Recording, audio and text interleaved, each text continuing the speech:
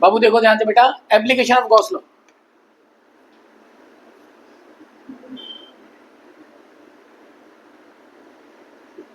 Gauss law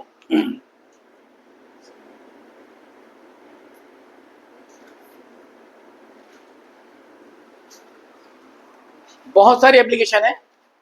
एक इसका important derivation है electric field intensity due to a line charge.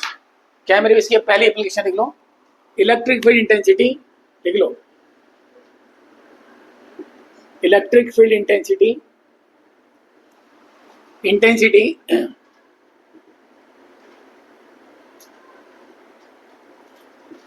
Due to a line charge.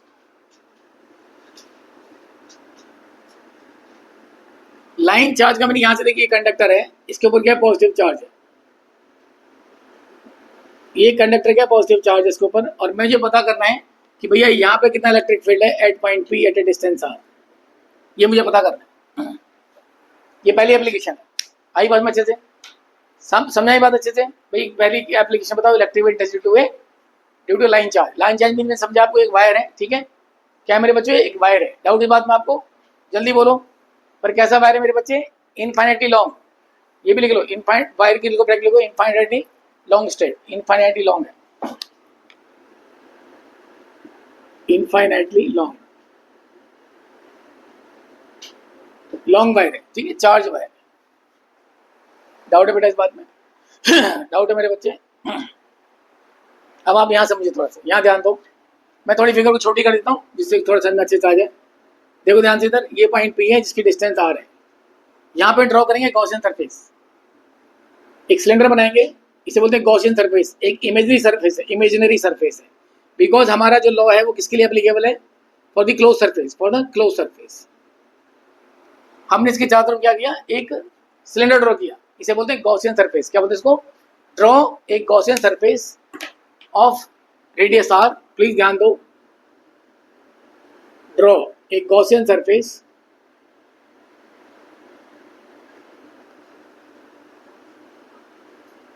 Of radius are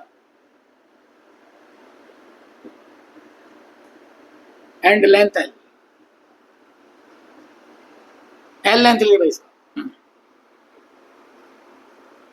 doubt इस बात में आपको, डाउट है इस बात में आपको? डाउट है, जल्दी बोलो, डाउट है इस बात में आपको, जल्दी बताओ।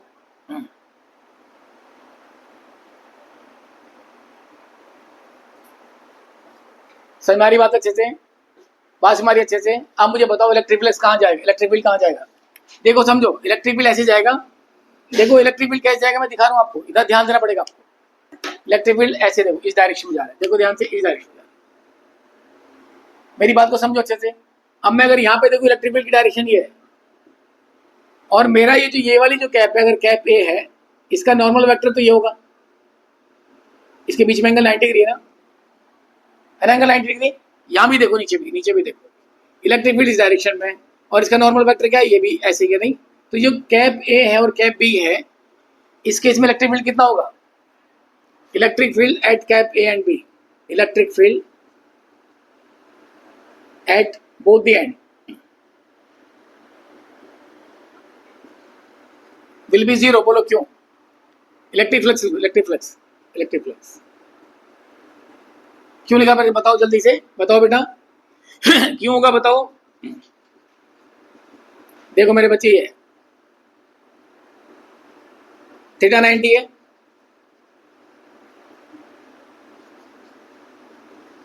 डाउट इस बात में आपको? ये बात क्लियर हुई, बात अच्छे से, ये बात क्लियर अच्छे से नहीं बताइए, कोई बात क्लियर, जल्दी बोलो, ये बात क्लियर अच्छे से। दोनों एंड पे क्या हुआ, जीरो हुआ। डाउट है बेटा इस बात में? डाउट है बच्चे, डाउट है बेटा, डाउट है भाई किसी बच्चे को इस बात में?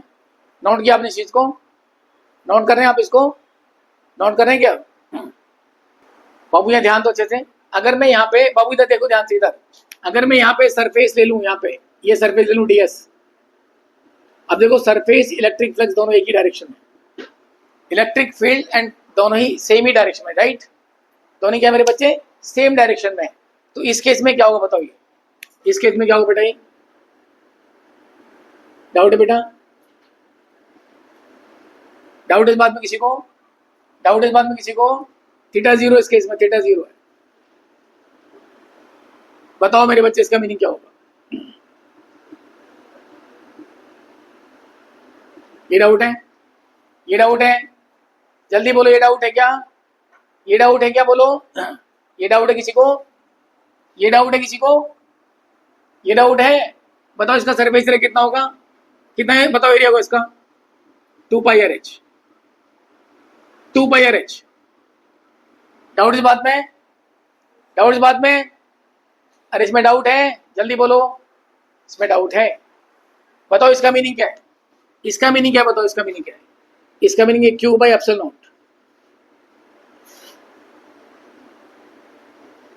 बताओ इसे ई कितना मिलता है?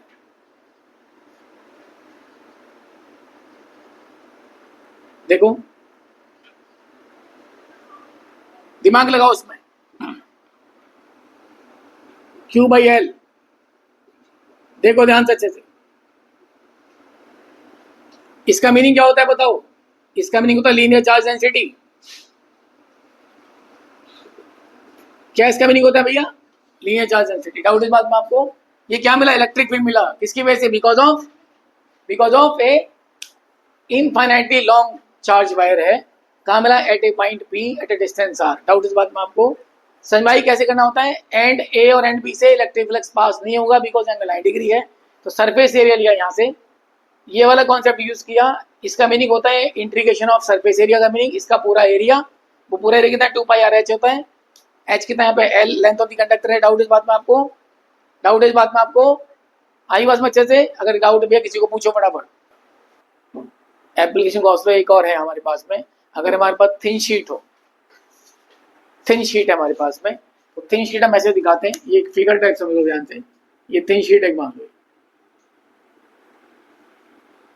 थिन शीट है, इसके ऊपर क्या पॉजिटिव चार्ज है? देखो ध्यान से अच्छे से।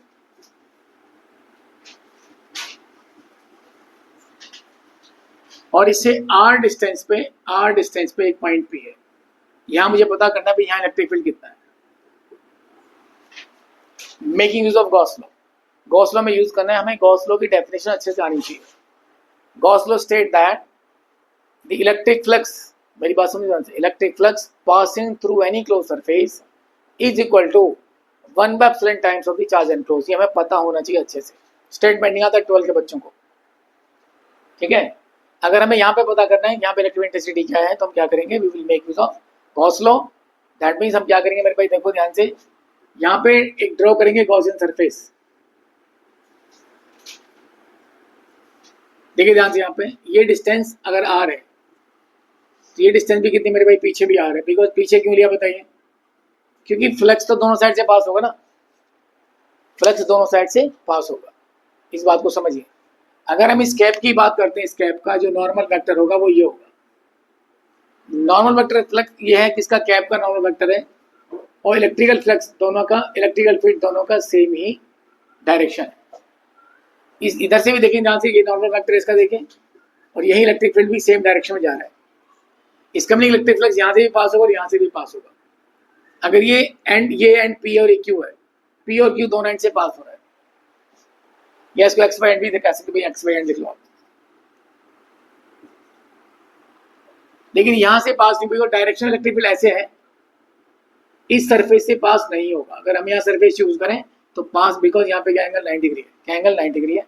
इलेक्ट्रिक फ्लक्स की जो डेफिनेशन है वो ये है, क्लोज इंटीग्रेशन का इलेक्ट्रिक फील्ड का है।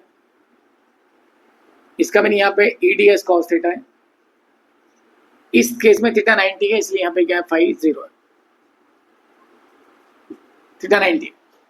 तो इस दोनों एंड से पास होगा। अगर इसका एरिया ए है और इसका भी एरिया ए है, तो दोनों एंड से पास होगा, दोनों एंड से पास होगा इलेक्ट्रिक फील्ड, फ्लक्स जो है। तो कितना होगा मेरे भाई? फाई इलेक्ट्रिक फील्ड होगा इनटू एरिया। इस एंड से उस एंड से दोनों से सेम पास होगा, ये तुम्हारा ट्वाइस ऑफ ये आ जाए। बाई डेफिनेशन ये क्या होता है बताइए? क्यू बाय एप्सिलॉन नॉट होता है। अगर आप बहुत ध्यान से देखें तो ये पता है क्यू बाई ए, ये आएगा। देखिए इसका मीनिंग क्या बताइए? इसका मीनिंग क्या है? सिग्मा है, सरफेस चार्ज डेंसिटी। ये एप्लीकेशन है, किसकी एप्लीकेशन भैया मेरे भाई, गॉस लॉ की एप्लीकेशन है। हमने क्या चेक किया इससे, electric field intensity at a point P at its R from the thin surface. Surface thin की बात हुई है, सरफेस थिन की बात हुई है, आप बात को समझिए, सरफेस थिन की बात हुई है, तो ये हमें समझना पड़ेगा, सरफेस थिन की बात हुई है, ठीक है। अगर हम थिक सरफेस की बात करेंगे, सुनिए ध्यान से, नोट एक बार यहाँ ध्यान दीजिए, नोट, अगर सरफेस थिक है, समझना पड़ेगा आपको, मेरी तरफ देख लीजिए, मेरी तरफ ध्यान दीजिए भाई, सरफेस अगर थिक है, यहाँ पे ध्यान देना पड़ेगा आपको, अगर सरफेस थिक है तो बताओ यहाँ पे क्यू की वैल्यू क्या होगी, क्यू दोनों साइड से पास होगा, क्यू क्या है, सिग्मा क्या होगा, देखिए सिग्मा जो है वो ट्वाइस ऑफ क्यू है, क्यों लिखा बताइए, क्यों लिखा बताइए भाई, आप समझो ध्यान से, इसको ऐसे समझो दोनों साइड से, कि जो तुम्हारा ये अगर थिक सरफेस है तो यहाँ भी मतलब अपर साइड भी सिग्मा है और पीछे वाली साइड भी सिग्मा है, दैट मीन डबल सिग, कितना है, डबल हो गया, समझे मेरी बात को, डबल क्यों कहा मैंने, समझे, इधर वाली साइड की भी क्या है, क्यू इंटू है, और पीछे वाली भी क्या क्यू इंटू है, दैट मीन कितना, वो ट्वाइस ऑफ क्यू इंटू है, कितना मेरे भाई, ट्वाइस ऑफ क्यू इंटू, देखो ध्यान समझो, हम कह सकते हैं डबल होगा, ये डबल होने की वजह से इसकी वैल्यू क्या ये रह जाएगी, समझे बात को अच्छे से, समझे भाई इस बात को अच्छे से, ये थिक वाला केस और ये थिन वाला केस है, थिक और थिन में डिफरेंस है, थिक और थिन में डिफरेंस है, अगर थिक सरफेस आएगा तो ये वाला फॉर्मूला, और थिन आएगा तो ये वाला फॉर्मूला, इस वाले फॉर्मूले को यूज करके डायरेक्ट वाले क्वेश्चन भी एग्जाम में बहुत आते हैं, आपको वो क्वेश्चंस करने आने चाहिए भाई, बंद करना इसको, देखो ध्यान से। और एक हमारे पास एप्लीकेशन है, वो है, देखो अगर मान लो हमारे पास एक होलोस्फेयर है, ये होलोस्फेयर, इसके सेंटर में चार्ज क्यू है, इसका रेडियस आर है, अब इससे आर डिस्टेंस पे पॉइंट पी है, इस पॉइंट पे कितनी इलेक्ट्रिक फील्ड इंटेंसिटी है, और इसके अंदर क्या है, सेंटर में रखा हुआ है क्यू चार्ज, बात को समझ ध्यान से अच्छे से, इस बात को समझना बहुत जरूरी है, ठीक है। अगर आप यहाँ ध्यान समझो, देखो ये अगर मैं यहाँ पे एक चूज कर लूँ इसको, या डीएस स्फेयर है, तो नॉर्मल वेक्टर और इलेक्ट्रिक फील्ड दोनों का डायरेक्शन सेम ही है, सेम डायरेक्शन, दोनों का डायरेक्शन सेम ही है। अब बताओ इस पॉइंट पे कितना होगा इलेक्ट्रिक फील्ड इंटेंसिटी, पूछा इस पॉइंट पे,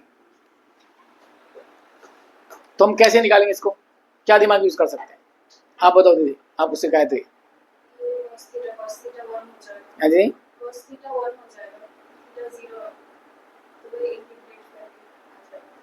कैसे आएगा बेटा, हैं, हाँ तो कैसे लगाएंगे, यहाँ पे क्या करेंगे, एक दूसरी स्फीयर ड्रॉ कर लेंगे ऐसे, इसे क्या बोलते हैं, गॉसियन, क्या बोलते हैं इसको, गॉसियन सर्कल, क्या बोलते हैं भाई इसको, गॉसियन सर्कल बोलते हैं, समझे मेरी बात को अच्छे से। हमारी डेफिनेशन बेसिक क्या कहता है कि भाई ये किसके इक्विवेलेंट है, ईडीएस के बराबर, और ये क्या इसके, ये किसके इक्विवेलेंट है, क्यू बाय एप्सिलॉन के इक्विवेलेंट है, यहाँ पे ई तो कांस्टेंट टर्म में अब ये आ जाता है, ये क्या है, एरिया है किसका, बाहर वाली सरफेस का एरिया,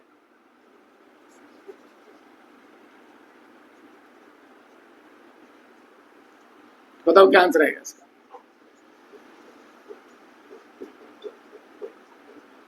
या डाउट इस बात में आपको, डाउट है इस बात में आपको, डाउट है इस बात में आपको, डाउट है, डाउट है। और अगर मान लो हमें यहाँ पे दिखा दिया, सुनिए ध्यान से, इसी केस को यहाँ भी देख लो एक बार, एक चीज देखो ध्यान से इधर, अगर मान लो ये सेम ही कंडीशन है, सेम कंडीशन, यही चार्ज क्यों यहाँ रखा हुआ है, और मैं बोलूँ भैया इस पॉइंट पे निकालो,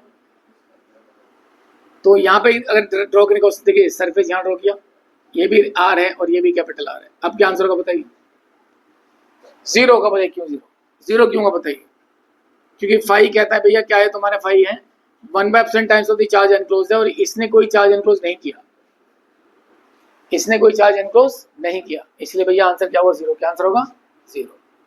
डाउट है भाई इस बात में आपको, जीरो क्यों भैया, कोई चार्ज एनक्लोज नहीं किया इसने, इसने कोई भी चार्ज एनक्लोज नहीं किया। और भी पूछ सकता है आगे, अगर ये पूछ ले भैया बताओ यहाँ पे कितना होगा, अगर पूछ ले भैया इस पॉइंट पी पे कितना होगा, इस पॉइंट पी पे, तो इस केस में स्मॉल आर कैपिटल आर क्या बराबर हो जाएंगे, क्या हो जाएंगे, बराबर हो जाएंगे। अगर इस पॉइंट पी पे पूछ लो यहाँ पे, इस केस में स्मॉल आर और कैपिटल आर बराबर हो जाएंगे, और आपका फॉर्मूला क्या हो जाएगा बताइए, ये हो जाएगा तुम्हारा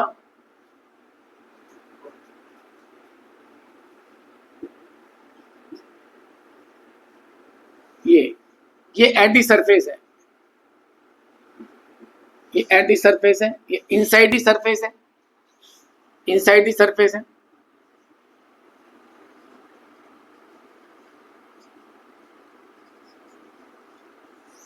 और ये भैया आउटसाइड सरफेस है।